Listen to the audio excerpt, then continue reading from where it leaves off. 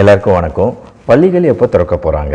இப்போது மத்திய அரசு என்ன அறிவிச்சிருக்காங்கன்னா 9, 10, 11, 12 வகுப்பை சேர்ந்த மாணவர்கள் அவங்களோட சந்தேகங்களை தீர்த்துக்கிறதுக்காக பள்ளிக்கு வரலாம் அப்படிங்கிறத அறிவிச்சிருக்காங்க. சபா, இந்த அரைச்ச மாவியை எத்தனை வாட்டி தான் அரைப்பீங்க?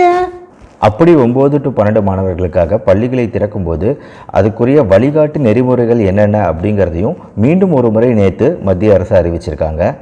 மறுபடியும் முதல்ல இருந்தா குருநாதா, சரி சொல்லி தொலைங்க.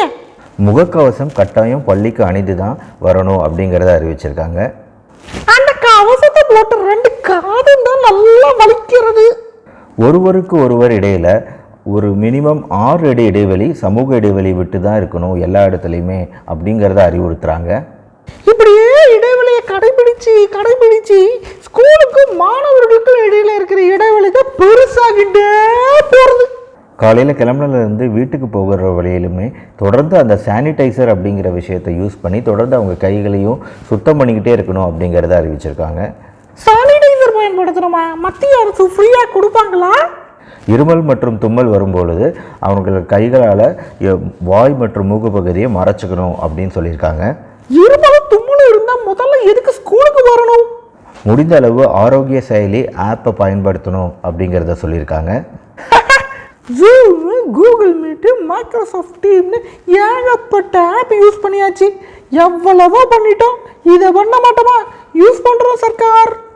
ஆன்லைன் அல்லது தொலைதூர கல்வியை கேன்சல் பண்ணக்கூடாது, அதையும் தொடர்ந்து எல்லா பள்ளிகளும் யூஸ் பண்ணணும் அப்படிங்கிறதையும் அறிவுறுத்துகிறாங்க. என்னது மறுபடியும் ஆன்லைனா? எல்லா ரூல்ஸையும் எப்படியாவது ஃபாலோ பண்ணலாம், ஸ்கூலை மட்டும் திறந்தா போதுன்னு நினச்சா மறுபடியும் ஆன்லைன் கிளாஸ் சொல்கிறாளே. என் செல்ல ரீசார்ஜ் செய்ய காசு இல்லையே. 9, 10, 11, 12 மாணவர்கள் பள்ளிக்கு வரத்துக்கு அவங்க பெற்றோர் அல்லது அவங்க பாதுகாவலர் ஒரு அனுமதி கடிதம் கொடுக்கணும்னு சொல்கிறாங்க. அதாவது என் குழந்தை பள்ளிக்கு வரதில் சம்மதம் அப்படிங்கிற சம்மத கடிதத்தை பள்ளிக்கு கொடுத்து அனுப்பணும் அப்படின்னு சொல்கிறாங்க. சம்மத கடிதம் என்ன, விடுதலை பத்திரமே எழுதி கொடுத்துருவா பேரண்ட்ஸு. அவ்வளோ வழிச்சாட்டி செய்கிறது இந்த டீனேஜ் குழந்தைகள்லாம் ஆற்றுல உட்காந்துட்டு. முடிந்தவரை திறந்த வெளியில் ஆசிரியர்களும் மாணவர்களும் கலந்துரையாடணும், கிளாஸுகள் நடக்கணும் அப்படிங்கிறத சொல்லியிருக்காங்க. என்னது அவுட்டோர் திறந்த வெளியிலையா? வெயிலில் நாமெல்லாம் கருத்திட மாட்டோமா? சரி, கிளாஸுக்குள்ளே பாடம் எடுக்கும்போது மாணவன் குறும்பு பண்ணால் வெளியே போக சொல்லுவோம். இப்போ கிளாஸே வெளியே நடக்கும்போது இவனை எங்கே போக சொல்கிறது? ஓகே ரைட், விடுங்க.